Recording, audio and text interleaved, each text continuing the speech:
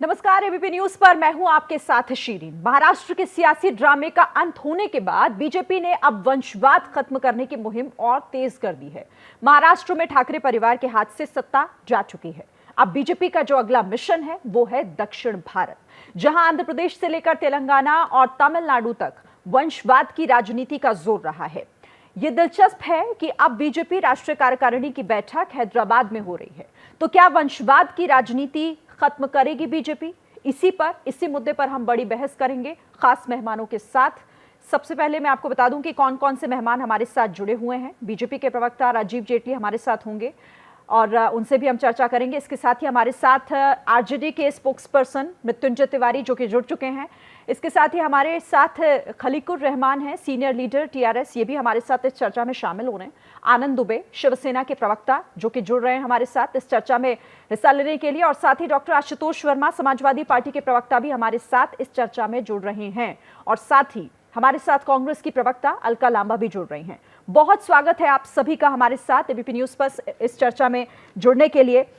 सबसे पहले अलका लांबा जी, मैं आप ही से शुरू कर लेती हूं, क्योंकि ये जो वंशवाद की राजनीति का खात्मा करना है, ये जो बीजेपी ने एक नारा दिया था और जिस दम पर वो आज तक भी हर चुनावों में उतर भी रही है, शुरुआत वो 2014 में हुई थी और सबसे ज्यादा अगर कोई बीजेपी के निशाने पर रहा तो वो कांग्रेस रही।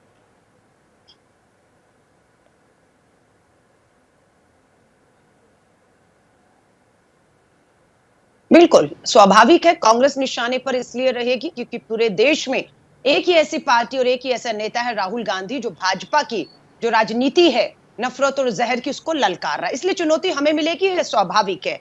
अब दूसरी बार परिवार और वंशवाद की आप बात कर रहे हैं, उदाहरण देती हूं। मुफ्ती परिवार जम्मू कश्मीर का किसने सरकार बनाई? भाजपा ने मिलकर उनके साथ सरकार बनाई। उस परिवार का तो नाश किया, पूरा जम्मू कश्मीर का उन्होंने नाश किया। आ जाइए पंजाब में, बादल परिवार, छोटे बादल बड़े बादल, परनीत को किसने किसने सरकार बनाई थी? भाजपा के सहयोगी रहे लंबे समय तक। पंजाब भी जीरो हुआ, परिवार भी खत्म किया। अब आ जाइए, आप ज्यादा दूर नहीं जाते, हरियाणा में चौटाला परिवार चौथी पीढ़ी है, किसके साथ सरकार बनाकर बैठे हैं? भाजपा के साथ। अब इनकी बारी, अब ये बर्बाद होंगे। आ जाइए महाराष्ट्र में, ठाकरे परिवार किसके सबसे लंबे समय तक पुराने सहयोगी रहे? भाजपा के रहे, है ना, और आज उसी को बर्बाद। अब आप आ जाइए राजस्थान में, इन्हीं का अपना परिवारवाद, पूरा का पूरा सिंधिया, राजमाता सिंधिया, वसुंधरा सिंधिया, उनका बेटा। अब तो माधवराव सिंधिया जी के बाद जो उनके बेटे जो है वो भी इन्हीं की पार्टी में ज्योतिरादित्य सिंधिया आ गए हैं। अनुराग ठाकुर के पिताजी और अनुराग ठाकुर, कितने उदाहरण है। बर्बाद करने का इन्होंने ठान लिया है कि परिवार में शामिल होंगे, उन परिवारों के साथ उन राज्यों को बर्बाद करेंगे। तो ये संघ का परिवारवाद जो है, जो नफरत और जहर की नींव रखे हुए है। और वहीं दूसरा परिवार गांधी परिवार, इस देश की नींव को मजबूत करके अपने खून और पसीने से, आजादी से पहले आजादी के बाद आज भी सींच रहा है। ये बहुत बड़ा अंतर है। ये मुद्दा परिवारवाद का भाजपा के लिए हो सकता है, क्या देश के लिए ये मुद्दा है? बिल्कुल नहीं है। फिर भाजपा क्यों मुद्दा बनाती है? क्योंकि असल मुद्दों से मात्र देश का ध्यान भटकाने के लिए। गिरता रुपया, गिरती अर्थव्यवस्था, बढ़ती बेरोजगारी, बढ़ता महंगाई का कोई जवाब नहीं है। बढ़ता देश में धार्मिक उन्माद, शांति की अपील नहीं की प्रधानमंत्री जी ने। वंशवाद, परिवारवाद के नाम को लेकर अपनी इन विफलताओं को, नाकामियों को छुपाने का प्रयास हो रहा है, जिसमें वो कामयाब होंगे नहीं। ठीक है, आप कह रही हैं कि अपनी नाकामियों को छिपाने के लिए वो वंशवाद और इस तरह के परिवारवाद जैसे मुद्दों को सामने लाती है। चलिए, आपका जवाब देने के लिए राजीव जेटली जी भी अब हमें दिखाई दे रहे हैं, वो भी हमारे साथ जुड़ गए हैं। राजीव जेटली जी, अलका लांबा को आपने सुना होगा, नहीं सुना तो मैं बता दूं एक लाइन में। वो ये कहना चाह रही हैं कि आप लोगों ने तो हमेशा उन लोगों के साथ मिलकर सरकार बनाई जो परिवारवाद के लिए जाने जाते थे, तो फिर ऐसा शोर क्यों? इस मुद्दे को इतना फिर आप क्यों भुनाने की कोशिश कर रहे हैं?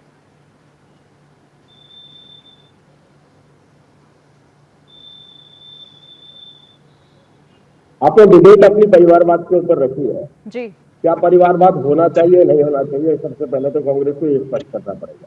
क्या इसकी पक्ष में बैठी है कि आज की डिबेट इस बात के ऊपर चलेगी कि हाँ परिवारवाद के पक्ष में, या इस बात पर चलेगी कि हमें परिवारवाद से छुटकारा पाना है?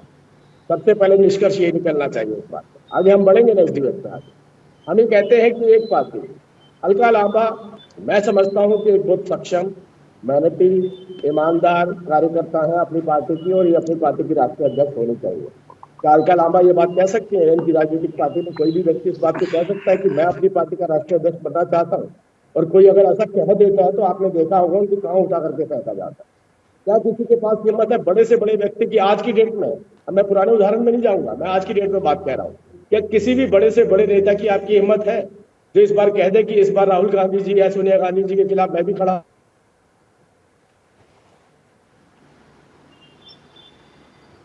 चलिए अलका लांबा जी, आप जवाब दे दीजिए, आप जवाब दे दीजिए, क्योंकि सीधे वो आपसे सवाल पूछ रहे हैं। मैं बिल्कुल जवाब दूंगी आवाज इसमें। धन्यवाद धन्यवाद धन्यवाद।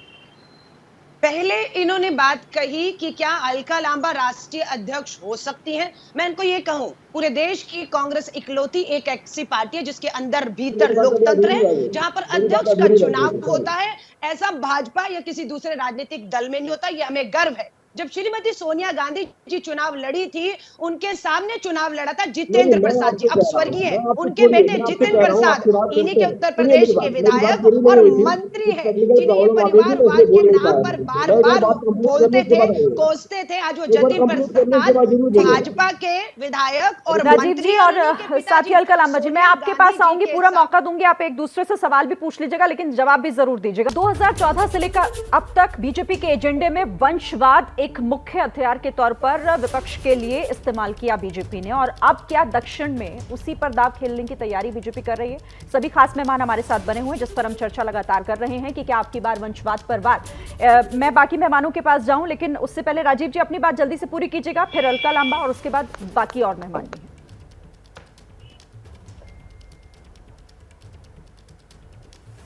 हैं। धन्यवाद।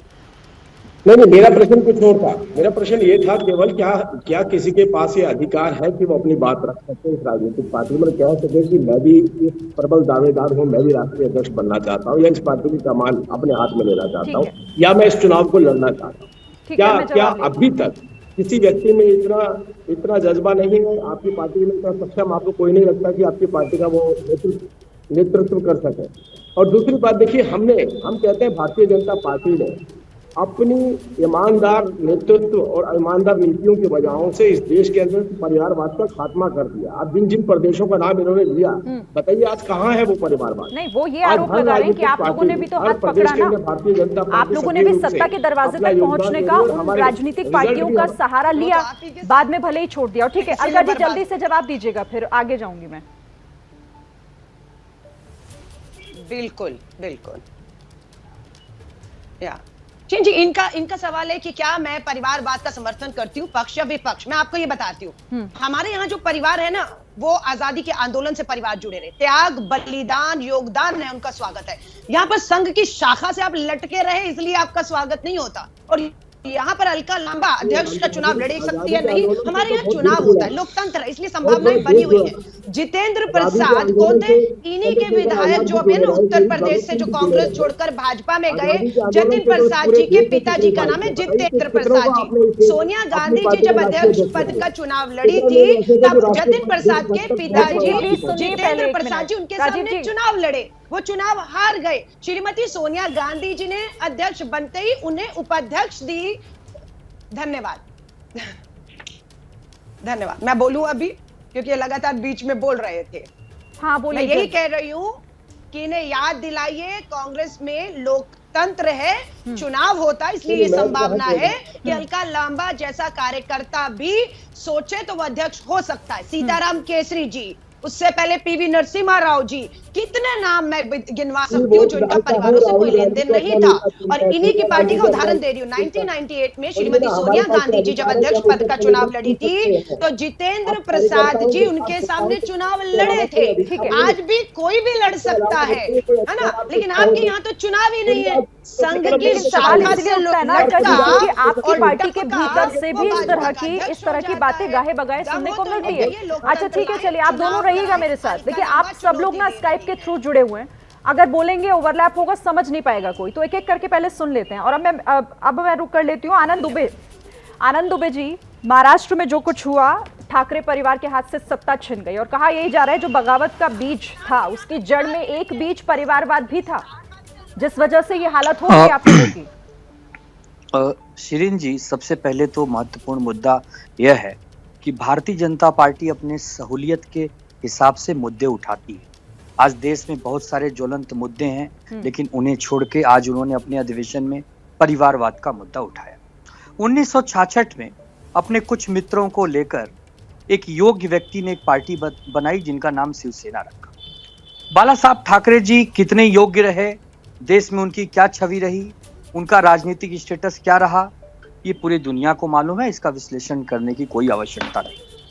1997 में उद्धव ठाकरे जी उनके काम में हाथ बटाने लगे। महानगर पालिका चुनाव जो बिल्कुल हम हारने ही वाले थे, उद्धव ठाकरे जी ने अपने कुशल नेतृत्व से उस चुनाव को जितवाया। उसके बाद निरंतर उनके साथ लगे रहे। 2003 में महाबलेश्वर के महाधिवेशन में उन्हें कार्यकारी अध्यक्ष चुना गया। किसने चुना?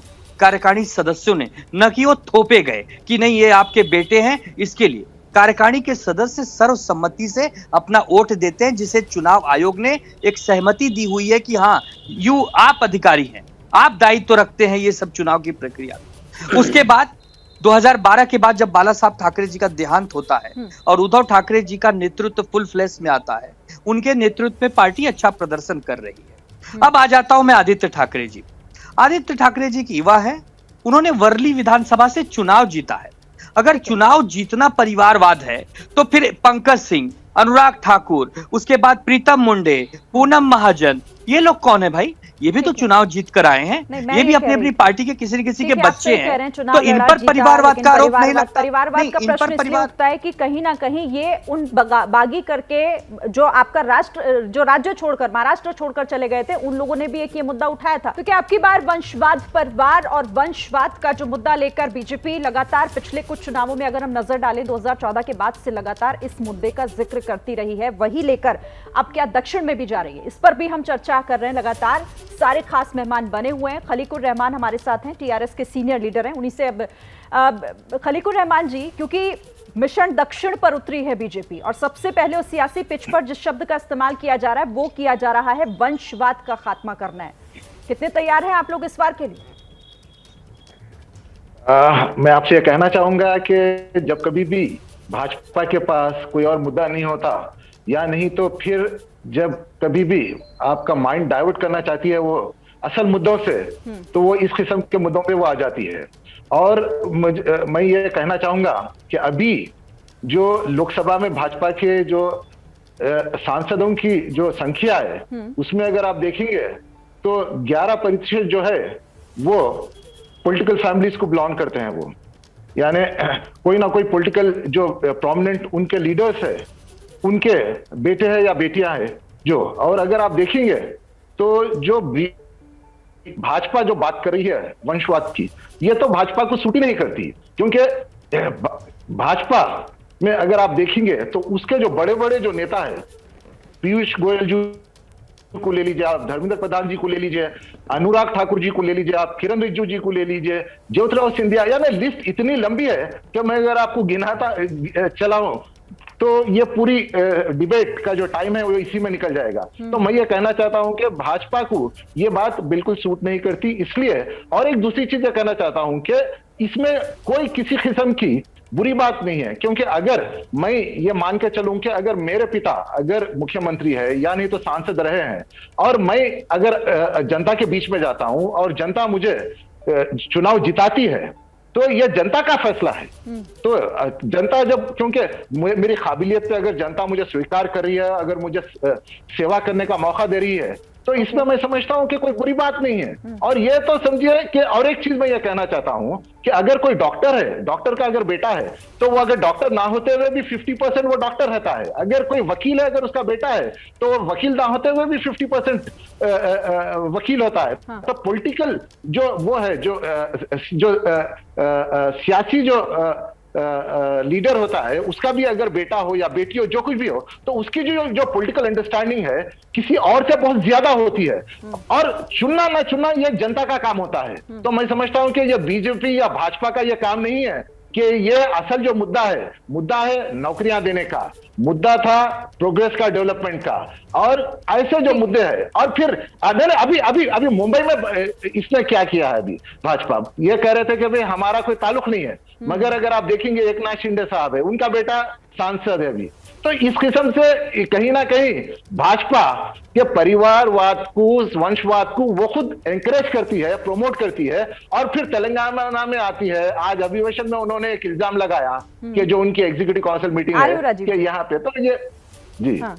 चलिए, आप कह रहे हैं कि आपने भी वही बात कही कि अपनी सहूलियत के हिसाब से परिवारवाद जैसे शब्द का इस्तेमाल करती है बीजेपी। जवाब दीजिए राजीव जी, कोई मुद्दा नहीं है क्या दक्षिण भारत में, इसीलिए वंशवाद के ऊपर अब?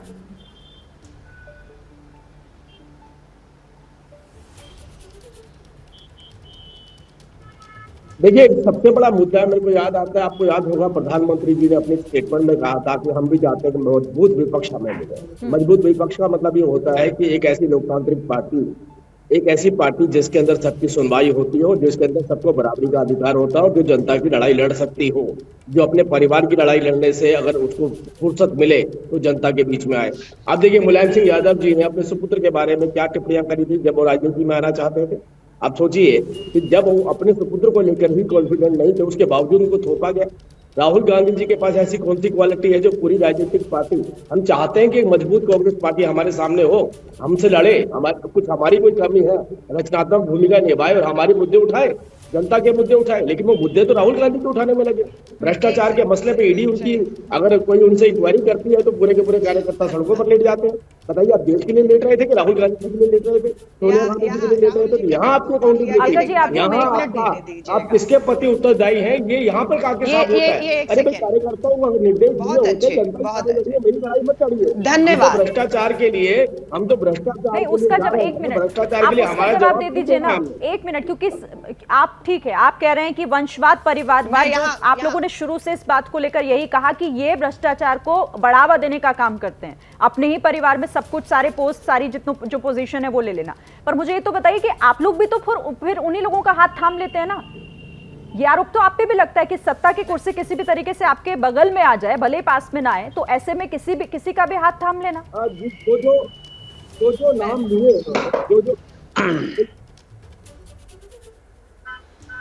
देखिए, जो नाम लिए इन्होंने, हमारा कोई भी जिन्होंने कहा कि अनुराग ठाकुर जी जमीन से उठ करके आए। आपने पीयूष गोयल जी का नाम लिया। पीयूष गोयल जी ने हाथ में थैला उठा करके कार्यकर्ता के तौर पे काम किया है पार्टी के लिए, और लगभग 30 सालों तक काम करने के बाद वो इस जगह पर पहुंचे हैं। ये राहुल गांधी जी की तरह सीधा नहीं है कि थाईलैंड से नीचे, हमारे यहाँ पर भी जमीन से आए, त्याग और बलिदान देकर आए हैं। कोई संघ की शाखा पर लटके नहीं टपक गए गोद में भाजपा की तरह। जो उनको एक साधन पका मिल जाए, जिनके पिता खुद उनके ऊपर संदेह करते हैं। एक सेकेंड, भाजपा के प्रवक्ता कह रहे हैं उन्हें एक मजबूत विपक्ष चाहिए। जहां विपक्ष इन्हें चुनौती देता है, ये उसके पीछे ईडी लगा देते हैं। राहुल गांधी जी मजबूत विपक्ष की भूमिका में थे, ईडी को बीच में लाकर डराना चाहा, 5 दिन 55 घंटे कुछ नहीं निकाल पाए। सोनिया गांधी जी के घर में भी ईडी इन्होंने भेजी। इन्होंने शिवसेना के नेता शरद पवार जी को इनकम टैक्स का नोटिस भेज दिया है। आप समझ रहे हैं, जब विपक्ष मजबूत होता है, ये उन्हें डराने के लिए ईडी भेजते हैं। और विपक्ष राहुल गांधी जी जैसा हो तो वो डरता नहीं है, मुकाबला करता है।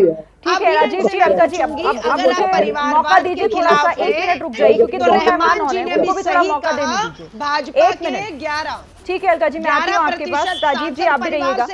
आशुतोष वर्मा अभी हमारे साथ जुड़े हुए हैं, फिर मृत्युंजय तिवारी जी के पास भी मुझे जाना है। आशुतोष जी, क्योंकि आपकी पार्टी पर तो पुरजोर तरीके से उत्तर प्रदेश में एक ही चीज को लेकर वार किया जाता रहा कि भ्रष्टाचार, परिवारवाद, वंशवाद, और अभी जो हालिया उपचुनाव के जो नतीजे सामने आए, उसकी स्थिति आपकी पार्टी की उनमें जो हुई है वो भी यही बता रही है कि बस अब हो गया परिवारवाद।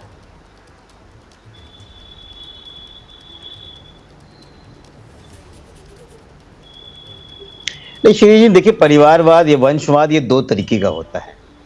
एक तो जो आप जिसके बारे में आप व्याख्या कर रही हैं, बता रही हैं कि इस तरीके से है, तो मैं उसको पहले बता दूं। और एक परिवारवाद उस तरीके का होता है जैसे देश का गृह मंत्री बन जाए और गृह मंत्री को बेटे को उठा के आप भारतीय क्रिकेट कंट्रोल बोर्ड का अध्यक्ष बना दीजिए, भले ही उसने क्रिकेट के बारे में सी भी ना समझा हो। तो उस परिवारवाद के और वंशवाद के और उस पावर गेम के बारे में भारतीय जनता पार्टी बोलना बंद कर देती है। जहां तक हमारे ऊपर उस बारे में बात लगाया गया है, तो हम इस बात को बिल्कुल मानते हैं कि माननीय नेताजी ने जब अखिलेश यादव जी को मुख्यमंत्री नामित किया या हमारी इस पार्टी ने चुना, उसके पहले वो 12 साल सांसद रहे हैं और वो चुन के सांसद गए हैं, किसी राज्यसभा से नहीं गए हैं, वो चुन के सांसद गए हैं। और रही बात, अगर यही बात होती तो उत्तर प्रदेश में तो जहां मोदी जी जहां से चुन के आते हैं वहां की पूरी कॉन्स्टिट्यूएंसी उसी तरीके से चलती है। एक वाराणसी से एमएलए है सौरभ श्रीवास्तव जी, उनकी फैमिली जो है, हरीश चंद्र श्रीवास्तव जी, उनकी पत्नी ज्योत्सना श्रीवास्तव सन 1991 से वहां पे लगातार एमएलए हैं। वहां कोई कार्यकर्ता पर्चा ही नहीं भरता है। 30-20 सालों से लगातार एक ही जगह एक ही लोग एमएलए चल रहे हैं। वहीं पे उन्हीं की दूसरी कॉन्स्टिट्यूएंसी शिवपुर में है, राजभर अनिल राजभर जो मंत्री भी हैं, उनके पिताजी भी पहले से हो रहे हैं। तो ये कौन सी बात होती है भाई? भारतीय जनता पार्टी तो इस बारे में परिपाटी ना बनाए। भारतीय जनता पार्टी के अंदर, अच्छा दूसरी बात ये, जाजी जी एक मिनट आप आराम से बोलिएगा, मैं किसी के बीच में नहीं बोल रहा हूं। और अगर वंशवाद से आपको इतनी परेशानी है तो ज्योतिराज सिंधिया को क्यों ले लिया आपने? जतिन प्रसाद को आपने क्यों ले लिया आपने? वहां वंशवाद नहीं होता है क्योंकि वो तोड़ के सरकार बनवा देते हैं। तो भारतीय जनता पार्टी के मन मुताबिक जब बात करना शुरू करो तो वंशवाद अपने हिसाब से अपनी डेफिनेशन चेंज करता है।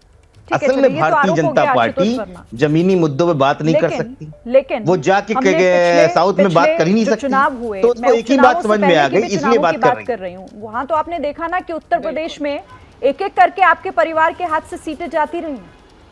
तो ये तो जनता को, इसका मतलब तो यही हुआ ना कि जनता के बीच भी ये मैसेज गया। भले ही बीजेपी ने इस प्रमुखता से इस मुद्दे को उठाया हो, लेकिन जनता के बीच तो गया ना।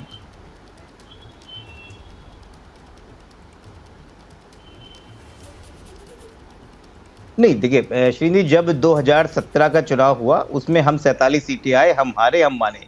लेकिन जब 2022 का चुनाव आया तो 125 विधायक लेके हम लोग फिर से मजबूत विपक्ष के सामने खड़े हो गए हैं। इस समय उत्तर प्रदेश में मजबूत विपक्ष के नाम पे समाजवादी पार्टी के अलावा कोई रह ही नहीं गया है। कांग्रेस के 2 विधायक, बहुजन समाज पार्टी के 1 विधायक, तो विपक्ष तो हमारे पास में है। और जहां तक अखिलेश जी की बात थी, उन्होंने बनते ही ये बोला था 2022 में कि मेरे परिवार से कोई चुनाव नहीं लड़ेगा। 2022 में कोई बता दे किसी को कि टिकट दिया हो परिवार के बारे में।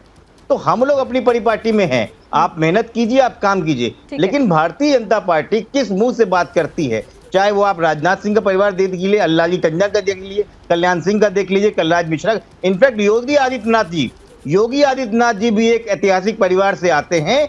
महंत अवैधनाथ जी के रिश्तेदार हैं, इसलिए वो गोरखनाथ पीठ के अधीक्षक बने और उसी के बाद उन्हीं की सीट पे एमपी बने और उसी के बाद से मुख्यमंत्री की सीट पे आए। तो वो तो खुद परिवारवाद से निकल के आए हैं। तो इनको किस मुंह से ये दूसरों पे अच्छे आरोप लगाते हैं, ये पहले अपने अंदर झांक के देखें। ठीक है, अब मेरे साथ मृत्युंजय तिवारी भी हैं, उनसे भी मैं कमेंट ले लूं, फिर राजीव जी आप जवाब दीजिएगा। मृत्युंजय तिवारी,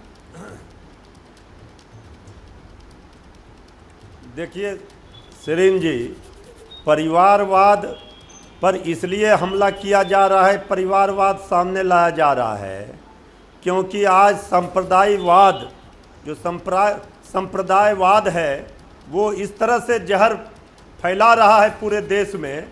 तो इसको परिवारवाद से ढकने का, वंशवाद से ढकने का नाकाम प्रयास बीजेपी कर रही है। आज देश के लिए खतरा बना हुआ है संप्रदायवाद, और परिवार लड़ रहा है इस सांप्रदायिक शक्तियों के खिलाफ, आप उसे कह रहे हैं परिवारवाद और वंशवाद। हम ज़्यादा उदाहरण नहीं देंगे क्योंकि हमारे सभी मित्रों ने ये कह दिया है कि बीजेपी में कितने वंशवाद और परिवारवाद भरे पड़े हैं, लेकिन वो उनको नहीं दिख रहा है। ये आज परिवारवाद और वंशवाद पर बात कर रहे हैं, 2 करोड़ रोजगार पर बात नहीं कर रहे हैं, नौजवानों को रोजगार कब मिलेगा, ये अग्निवीर पर बात नहीं कर रहे हैं, अब बात महंगाई पर नहीं कर रहे हैं, देश के हालात पर नहीं कर रहे हैं, ये बयान वीर जो जहर उगल रहे हैं इस पर बात नहीं हो रही है। देश के हालात को इस स्थिति में पहुंचाने के लिए जिम्मेवार जो बीजेपी है वो आज परिवारवाद और वंशवाद का विषय उठा करके चाहती है कि असली मुद्दे से जनता का ध्यान भटका दे। ठीक है, तो एक बात मुझे बताइए जनप्रतिनिधि, कोई भी व्यक्ति जनता के बीच में जाता है, आप आरोप लगा रहे हैं कि परिवारवाद का मुद्दा इसलिए उठाया जा रहा है कि तमाम मुद्दों से ध्यान भटका दिया जाए, लेकिन आप लोगों के लिए परिवारवाद कोई मुद्दा है या फिर नहीं है? क्योंकि बिहार में तो अब तक अगर सत्ता की कुर्सी से आरजेडी की दूरी है तो ये एक बड़ी वजह है। नहीं, देखिए हमारे लिए हम तो सबसे बड़े दल के रूप में विधानसभा में जनता ने चुन करके भेजा। यही बीजेपी के लोग परिवारवाद, जंगल राज कह रहे थे, आज तो महाजंगल राज बिहार में है। आरजेडी सबसे बड़ी पार्टी है, बीजेपी हमसे अकेले मुकाबला नहीं कर पा रही है पिछले 3 दशकों से। परिवारवाद, अगर कोई परिवार लड़ रहा है सांप्रदायिकता के खिलाफ, सांप्रदायिक शक्तियों के खिलाफ, अगर देश के लिए लड़ रहा है, उसे आप कहेंगे परिवारवाद? ये कौन सा गुना? अगर सेना में एक परिवार से 10 लोग जा रहे हैं देश के लिए लड़ने मिटने के लिए, आप इसे कहेंगे परिवारवाद? सचिन तेंदुलकर का बेटा अगर क्रिकेट खेलेगा तो आप कहेंगे परिवारवाद?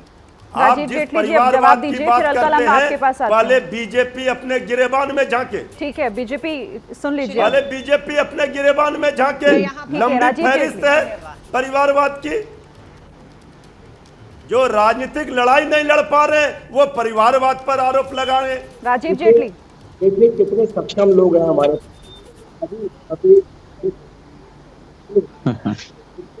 हाँ, कितने सक्षम लोग हैं हमारे पैनल पे, बुद्धिजीवी हैं, कितनी अच्छी अच्छी बातें कर सकते हैं, कितनी बड़ी सोच रखते हैं।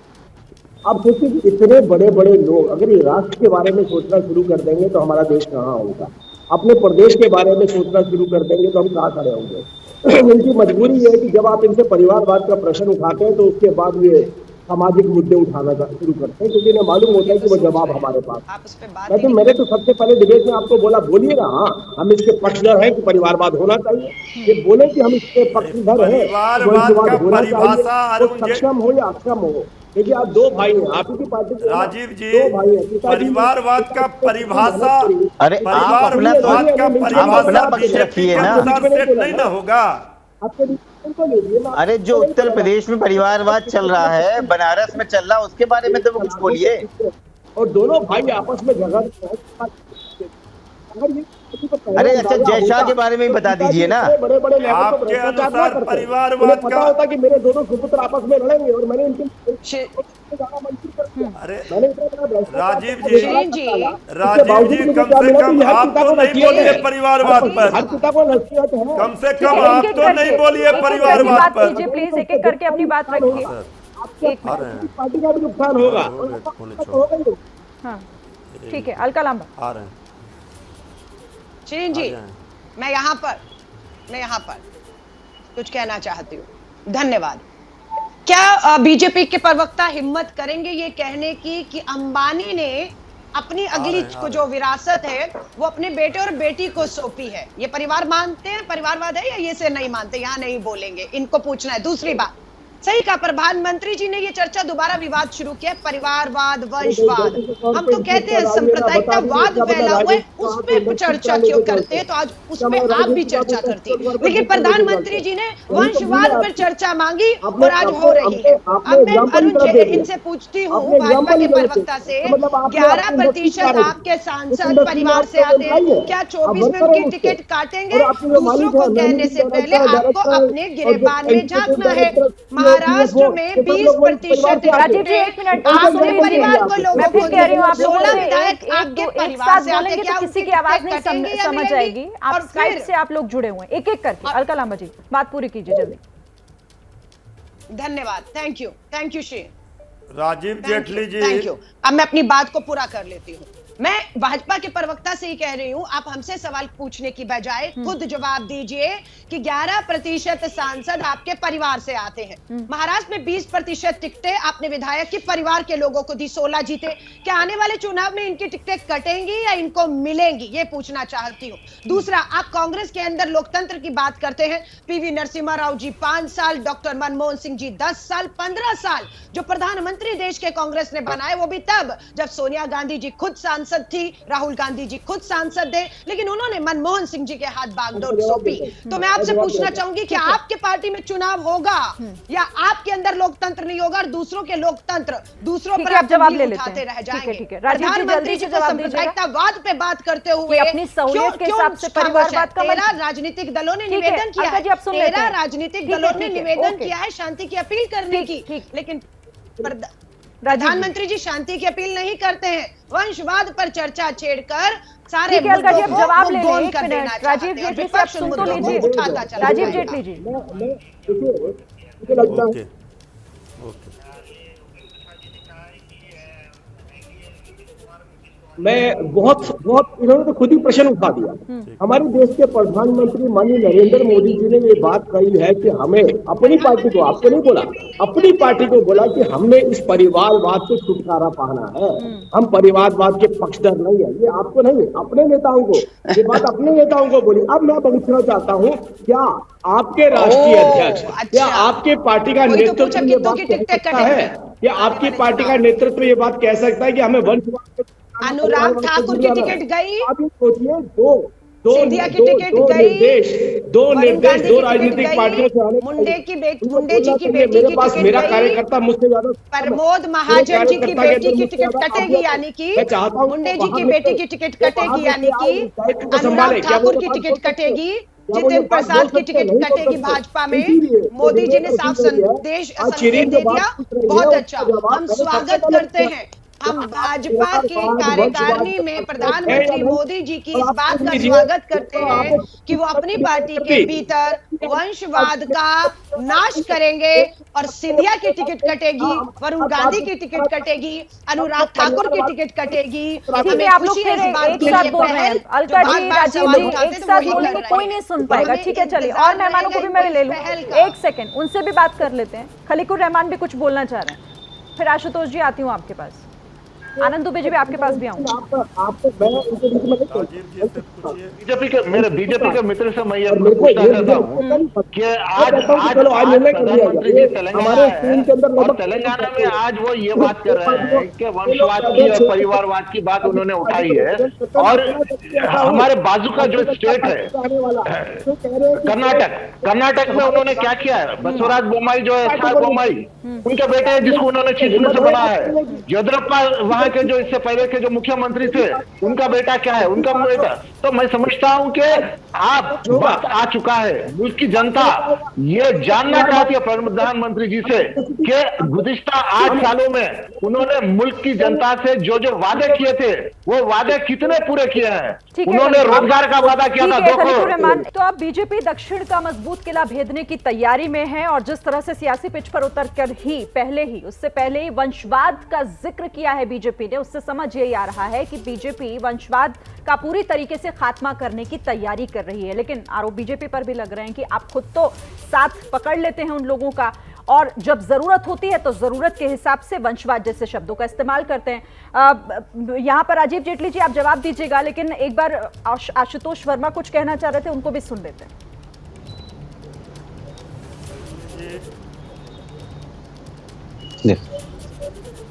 नहीं शिरीन जी, मैं ये जानना चाहता हूँ भारतीय जनता पार्टी में कि भारतीय जनता पार्टी अगर आंध्र प्रदेश में, तेलंगाना में जाके चुनाव लड़ना चाहती है तो क्या भारतीय जनता पार्टी की प्रवक्ता इस बात को यकीन से कह सकते हैं वो किसी भी सिटिंग एमएलए या सिटिंग नेता के बच्चे को टिकट नहीं देंगे? मुझे लगता है वंशवाद इसमें नहीं होता है। वंशवाद वहां होता है जब अपनी आप ताकत की वजह से कई लोगों को ऐसी जगह गद्दी में बैठा देते हैं जब पूरी परिस्थितियां ही चेंज हो जाती हैं। राजीव जेटली जी ने एक बार भी ये नहीं कहा कि इस देश के गृह मंत्री का लड़का कौन सी ऐसी क्वालिटी है जिसके पास जो बीसीसीआई का अध्यक्ष बन गया है। ये असली वंशवाद का दंश देश झेल रहा है। कौन सी ऐसी वजह है जिसमें अमित शाह का लड़का ना होने के अलावा उसमें क्वालिटी है। अगर कोई व्यक्ति आके चुनाव लड़ता है और जनता उसको जिताती है तो पूरा हक है उसको राजनीति में रहने का। जिस तरीके से डॉक्टर चाहता है कि एक बड़ा नर्सिंग होम बनाता है, उसके बच्चे आगे बढ़े, जिस तरह सेना का अधिकारी चाहता है कि मेरे बच्चे देश की सेवा करें, उस तरह एक पॉलिटिशियन भी चाह सकता है। लेकिन वो उस बात पे जवाब क्यों नहीं देते हैं कि जब जाके अमित शाह का लड़का जय शाह का बन जाता तो भारतीय जनता पार्टी के प्रवक्ता अपना मुंह सिल के बैठ जाते हैं। ऐसी जो चीजों को जवाब पे यहाँ पे वंशवाद, यहाँ पे देश को दस समाजवादी पार्टी की तरफ से आता है तब थोड़ा सा इसको लेकर हैरानगी होती है, क्योंकि आप पर तो आरोप ये लगते हैं आप लोग अपने कुनबे में ही टिकट बांट देते हैं, इधर उधर देखते ही नहीं।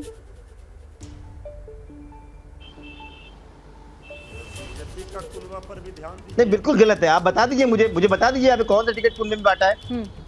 आप खुद बता दीजिए, आप एंकर हैं, आपके पास पत्रकार है, बताइए कौन सा टिकट बांटा गया है। आपको देखिए, मैं आपको क्या बताऊं, ये तो सभी जानते हैं और ये सभी जानते हैं। उपचुनाव की आप हालत देख लीजिए, अभी उपचुनाव के जो नतीजे आए, मैं नाम एक एक करके गिनाऊंगी तो बहुत वक्त लग जाएगा। नहीं, आप बताइए ना, पूरा देश देख रहा है। ठीक है, आप पूरा देश देख रहा है। मैं बोल रही हूँ ना कि अगर मैं गिनाऊंगी वो नाम, देख रहा है। श्रीन जी, आप बताइए ना, जिक्र नहीं करना। अभी 2022 का इलेक्शन हुआ है, अखिलेश जी के परिवार से कितने लोग चुनाव लड़े हैं? ठीक है, अलका लांबा। श्रीन जी तो गिनाइए। देखिए, नहीं फिर आप आरोप नहीं लगा सकती ना ऐसे बैठ। डॉक्टर आशुतोष वर्मा, मेरे पास इतना समय श्रीन जी, नहीं, मैं आपको एक एक करके वो नाम गिनाऊं, क्योंकि जब प्रधानमंत्री श्रीन जी, मैं तो नाम के साथ बता रहा हूँ। हाँ, इस देश के भारतीय क्रिकेट कंट्रोल बोर्ड के अध्यक्ष जैसा बैठे हैं और देश के विश्व कप जीतने वाले लोग उसके आसपास बैठे हुए हैं सर झुका के। ये शर्मिंदगी है। एक बात को बारी-बारी मत दोहराइए, राजीव जी इसका जवाब देंगे, महत्वपूर्ण बात बोलने दीजिए। श्रीन जी, मैं भाजपा के प्रवक्ता का धन्यवाद प्रधानमंत्री जी के मुद्दों से भटकाना चाहते हैं, परिवारवाद ले आते हैं। अब भाजपा के प्रवक्ता ने साफ कर दिया है कि वो किसी दूसरे दल के राजनीतिक और परिवारवाद की बात नहीं कर रहे हैं। प्रधानमंत्री नरेंद्र मोदी जी भाजपा के भीतर जो परिवारवाद लगातार बढ़ते चले जा रहा है उसको लेकर चिंतित है। और मैं इसका स्वागत करती हूँ कि इन लोगों के तेलंगाना में जो बैठे हैं उसमें प्रधानमंत्री जी प्रस्ताव पारित कराएंगे कि जितने भी परिवार से लोग आए हैं उनको 24 में टिकट नहीं मिलेगा। सिंधिया हो, ठाकुर हो, महाजन जी की बेटी, मुंडे जी की बेटी, वरुण गांधी, सबकी टिकट कटेगी। ये तो बहुत अच्छा है, हम तो स्वागत करते हैं, होने जा रहा है। और जहां तक हमारी बात है त्याग और बलिदान के साथ जो परिवार जवाब ले लीजिए। राजीव जेटली जी, ऐसा होने जा रहा है क्या बीजेपी में? क्योंकि यहाँ पे जितने भी लोग बैठे हैं वो आप ही की तरफ उंगली उठा रहे हैं कि परिवारवाद की बात आप करते हैं, लेकिन आप भी तो उसी समूह में है ना।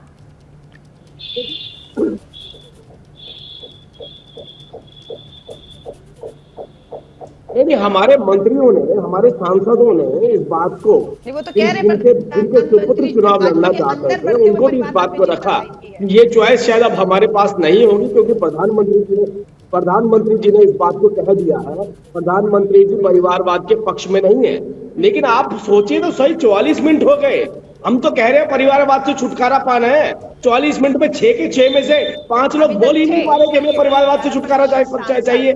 ये एक भी व्यक्ति में इतनी हिम्मत नहीं है बोलने की अगले दिन ये टीवी पे बैठे लाइक नहीं रहेंगे, इनकी पार्टी इनको बाहर निकाल देगी अगर कहेगी परिवारवाद से छुटकारा चाहिए, हमें वंशवाद से छुटकारा चाहिए। अरे जिनके प्रति अकाउंटेबल है, जिनकी ये पूजा करते हैं, जिनकी ये सेवा करते हैं, ज्योतिरादित्य सिंधिया की टिकट कटेगी या फिर वसुंधरा जी चुनाव लड़ेंगी या उनके बेटे लड़ेंगे, ये आप तय कर लीजिए। ये तो आपकी समस्या है, ये हमारी समस्या थोड़ी ना है। आप तय कर लीजिए, आज घोषणा कर दीजिए जतिन प्रसाद की और ज्योतिरादित्य सिंधिया की टिकटें कटेंगी 24 में। हमें तो खुशी है, हमें तो खुशी होगी इस बात की कि आप पहल तो करें। प्रधानमंत्री जितना परिवारवाद करते हैं, पहला कदम तो उठाएं, घोषणा करिए।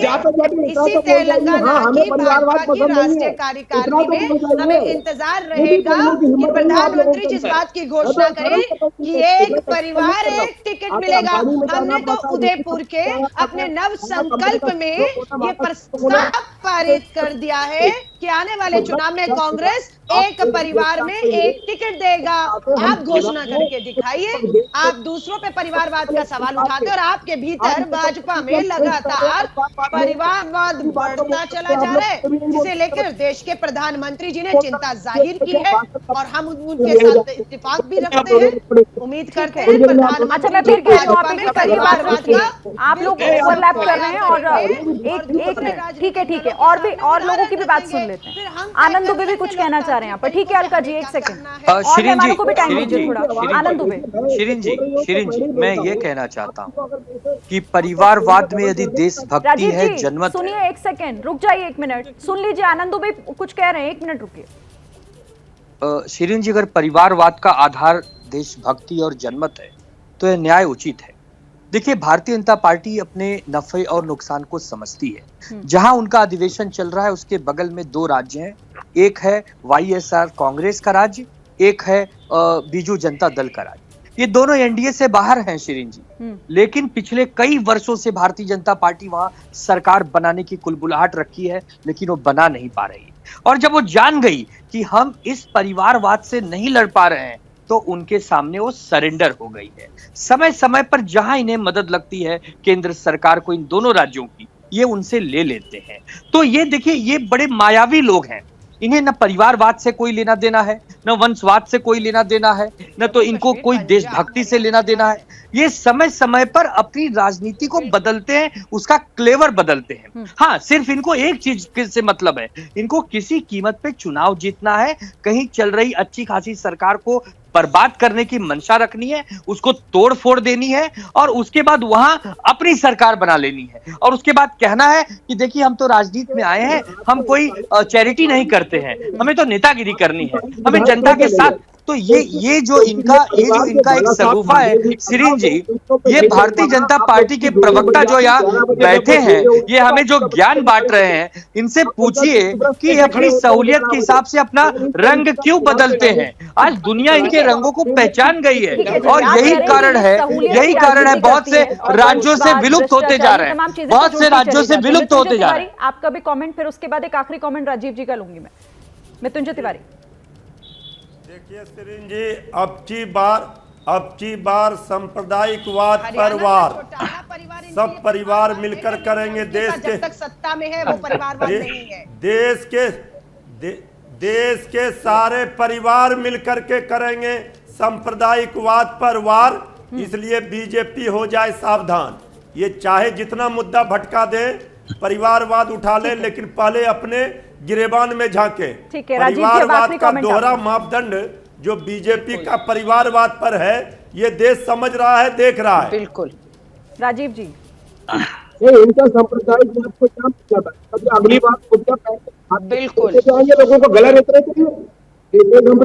इसे कहते हैं ये सेक्युलरवाद। इस तरीके का सेक्युलर बनना चाहते हैं। 80% बच्चा कांग्रेस के पास, देखिए वहां पे भी किस तरीके के हालात पैदा कर दिए इन्होंने।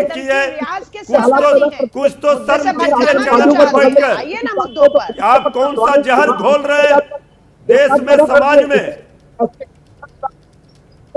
चलिए ठीक है, मेरे पास वक्त इतना ही था इस चर्चा में। आप सभी जुड़े, बहुत बहुत धन्यवाद आप सबका हमारे साथ जुड़ने के लिए, इस चर्चा में शामिल होने के लिए।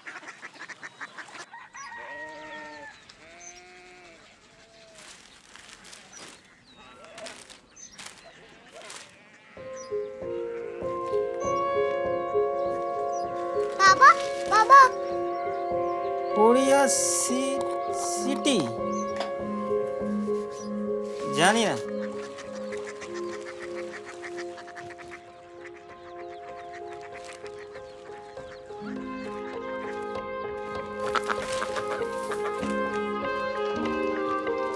Korea city? हाँ।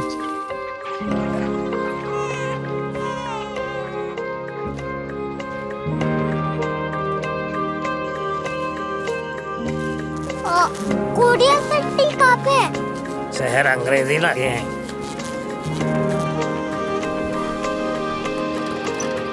Korea city.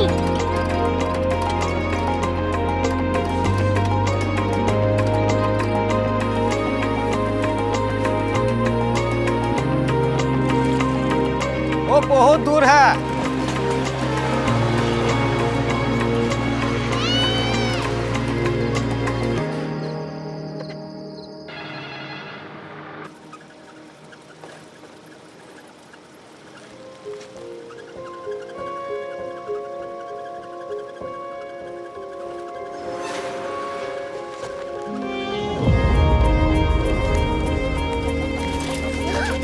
Korea city.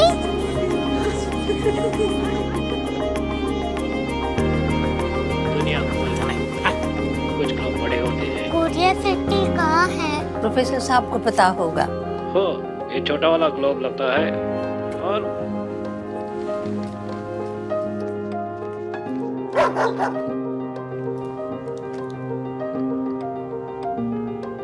पता नहीं, मेरी बेटी से जाके मिल लो, शायद उसे मालूम हो।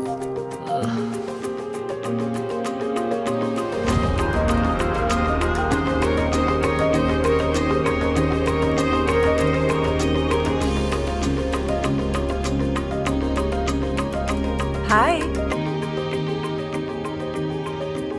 बाबा ने भेजा है। Come here. Curiosity. Korea city नहीं, क्यूरियोसिटी। वो क्या? That's what brought you here? जो तुम्हें यहाँ तक ले आया। क्यूरियोसिटी।